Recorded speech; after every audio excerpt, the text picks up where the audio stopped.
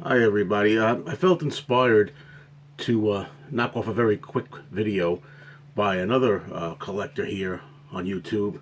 His handle is Lennon Fanatic, and he's got a really amazing collection. I always like looking at his stuff. He goes crazy with both group and solo stuff, really rare. And he was showing some CDs that he had. He's got a big collection. He only showed a few of his CDs, and that inspired me to do the same. So I'm going to knock this off. I know it's not going to be too long a video because, quite frankly, I don't have a lot of Beatles and solo Beatles unofficial CDs anymore. I used to have more. As you know, I sold off my original collection several years ago, and the last 5 years I really haven't been into CDs as much as I have vinyl. So I've been trying to collect a lot of. Oh, I'm trying to do this. I'm trying to collect a lot of vinyl and not necessarily CDs. I'm reaching over here to get the compact disc now. So this is what I have left, and I'm thinking as I was accumulating this stuff together here for the video that I have more than I thought I did, but still nothing compared to what I used to have. I'm going to start with this. This is Beatles session March 5th, 1963. It's for the songs For Me to You, Thank You Girl, the single, and also attempts at doing One After 909 from that date. And there's also in the end, the Decca audition tapes that they threw on there. Okay, here is a disc called From Penny Lane to Abbey Road. This one I was given in a trade by my friend Anthony, if you remember that. This is just some miscellaneous late 60s stuff, demos and what have you. This is a pretty good CD. There's two covers for it, really. It's called Arrive Without Aging. The cover's interchangeable. This is pretty much the real cover. You could flip that around, I think.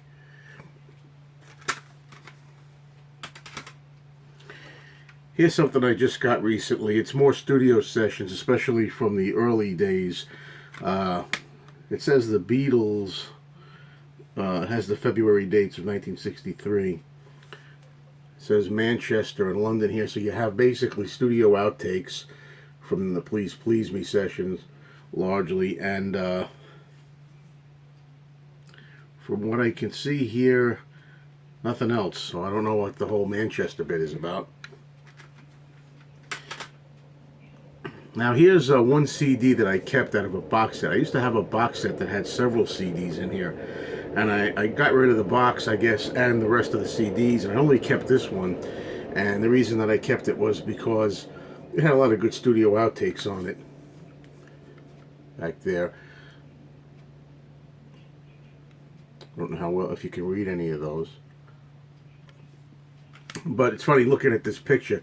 I used to have these blow-up dolls too, by the way. I'll never forget, in 1978, I went to a bazaar. They had a town bazaar where I lived at the time, and there was somebody that found a bunch of these still sealed in, I think, a warehouse or something, and they didn't have puncture holes or nothing. They were as good as new. So in 1978, I remember for like, I think it was $1, either $1 or $1 a piece, which made it $4. I actually bought this. Guess what? Auctioned them off on eBay when I got out of the collecting, somewhere around 2000, 2001, something like that. Don't have them anymore. They were in excellent, like, new shape. I have a lot more CDs than I thought I did. This video might not be as as short as I thought. Here's another one called The Silver Beatles. We have the Decca tapes on here again, but the reason that I put this into my collection recently was because we also have the Rehearsal with Ringo, where they do One After 909, and I Saw Her Standing There. A very primitive version of I Saw Her Standing There, which a lot of people used to think was Pete Best on drums. I think it's a Cavern Club rehearsal, and actually it's Ringo on the drums. Very, very interesting. I got it just for that one song. Okay, then they had the Unsurpassed Masters outtake series, and this was volume 1. I never really did have the complete collection of this. On CD anyway. There's number 2.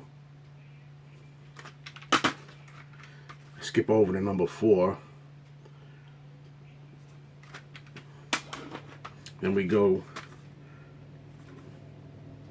looks like number 5. Yeah, boy. I'm sorry, I said it wrong. Yeah, this is number 3. My error. Thought it was 5. Volume 6.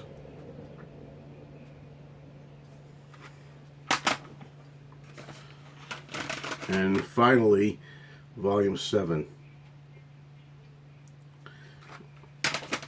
Okay, I have here the Beatles Complete Christmas Collection, which is a nice box. And it's got a nice photo there.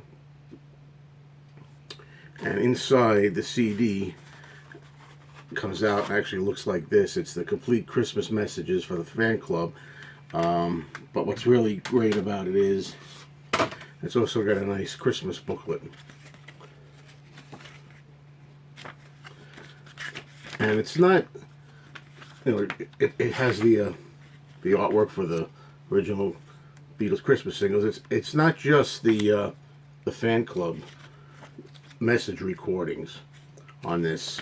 Anything the Beatles ever did that has something to do with Christmas, whether it's John and Yoko, Paul's Christmas stuff, George doing Ding Dong Ding Dong, rehearsals, outtakes, all kinds of things like that. If the Beatles as a group just happen to say Merry Christmas at some point or something to do with a jingle, any Christmas related stuff, it's a 2 CDs worth of Christmas related holiday stuff from them. Okay, now we have Let It Be Rehearsals Volume 1. This is the complete rooftop sessions. I've seen people have this on vinyl. I'd like to get it on vinyl at some point. I don't have it. The back of these are not much to look at. That's why sometimes I don't even bother showing them. A lot of people, myself included, feel this is a good candidate for a future official release by Apple, if you're listening, Apple. It's the Beatles Unsurpassed demos. This is the White Album demos that they did. I believe at George's home. I don't know if they usually call it the Escher tapes. This is really, really good quality. Very interesting. They could really improve the sound even on these and put this out. Instead, they want to just keep giving us the Love Project Beatles 1 CD reissued and screwed around with and remastered and everything else. Well, that does it for the Beatles. Now we'll go on to the solo Beatles. For John Lennon, I start with this recent acquisition. It's the Happy Christmas War Is Over single sessions. You got all kinds of different takes on here, you know, with the instruments, the vocals only, you know, no strings, no drums, whatever it is, different mixes, which is interesting. Got this recently too. I was a little disappointed in part of it. This is supposed to be the complete Dennis Elsis interview with John Lennon from 1974. Sadly, it's not complete. But there's really an interesting Howard Cosell interview here. Speaking of everything, which is a rare Howard Cosell interview with John. Not when he appeared on Monday Night Football, although they do stick that on here too. But it's a radio show, very interesting, with John from the mid-'70s. That was worth it. I mean, I have the Dennis Elsis interview somewhere from NEW radio, WNEW, on audio tape, but not on a disc. This is interesting CD, just for the novelty of it. A Toot and a Snore in '74. This is the only time that John and Paul ever recorded again, and it's just a really bad. I mean, bad. I don't mean bad as in awesome. I mean bad as in terrible. Nervous impromptu jam session with a lot of musicians. John, Paul, Stevie Wonder, Harry Nilsson, Jesse Ed Davis, Bobby Keys, and there's not really much of worth here. They're just goofing around, but you can hear them try to sing Stand By Me and Lucille on here very badly. Interesting if you've never heard it, but I might even attempt to play this at one point. If anybody's interested, I'll try to do that. So, because I think it'll be able to be played, I'm not sure. Where are we at here? Yeah, I'm sorry, this is taking a lot longer than I thought. Mind Games alternates and demos from the Mind Games album. Sessions for that and demos, like they say, alternate takes. Here's from the Double Fantasy Sessions. Filming the Fantasies. This is the audio, I believe, of the film that supposedly was lost, or if not lost, destroyed. You have the audio portion of it. Anyway, still thought to be maybe lingering around somewhere. There's been parts of it that have turned up with John in the studio doing a little bit of I'm Losing You. But hopefully we'll see that. This is a box set. Imagine All the Outtakes, which is a 3 CD set that I hung on to. Thank God for that. I mean, stuff like some of the stuff, I say I didn't sell, and has 3 individual CDs in it. Oh, let's see if I can get it. I got 1. Sorry about the glare from the light here. 2. And Notorious Phil Spector there with John. And it has a book that comes with it.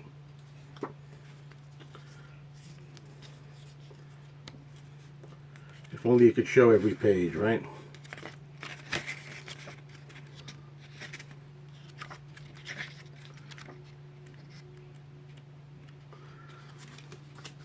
Okay. Next up, I don't think I'll open this up. It's also got 3 discs. It's a box set. It's called Listen to This.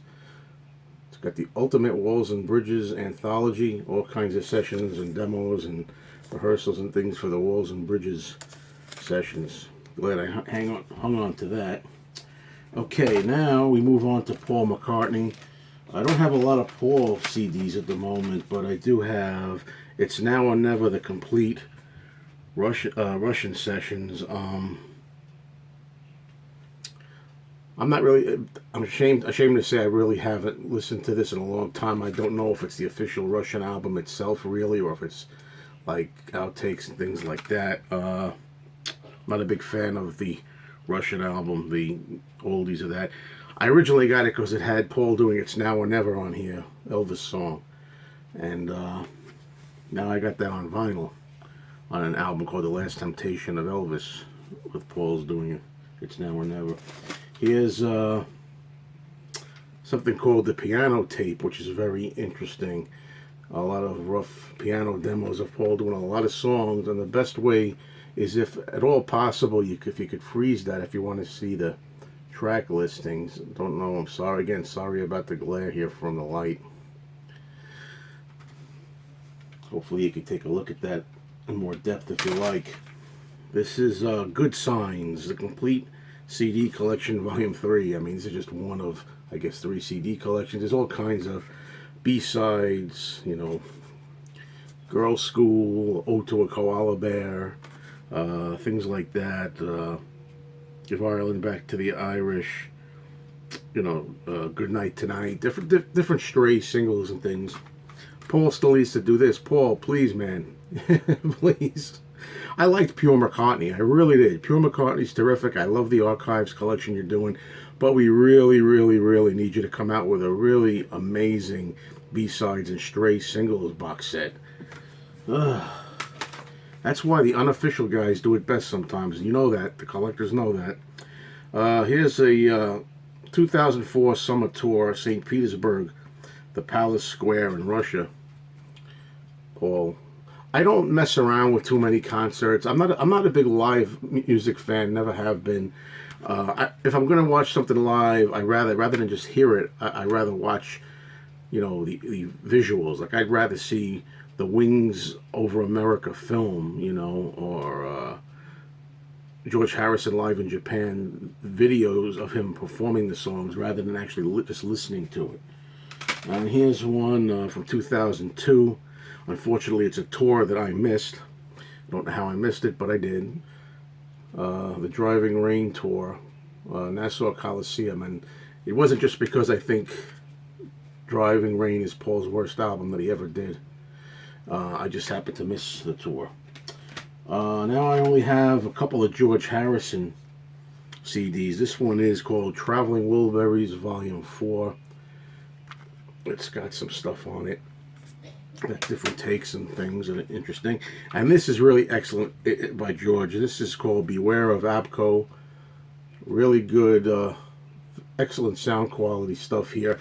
And some of these made the George Harrison collection that came out that Olivia Harrison released, Early Takes Volume 1, but not all of them are on here. We really could use an Early Takes Volume 2. In the meantime, I got this. And I regret to say I don't have any Ringo right now. So that's it. 15 minutes and change. Sorry it was a little longer, folks, but hope you had some fun.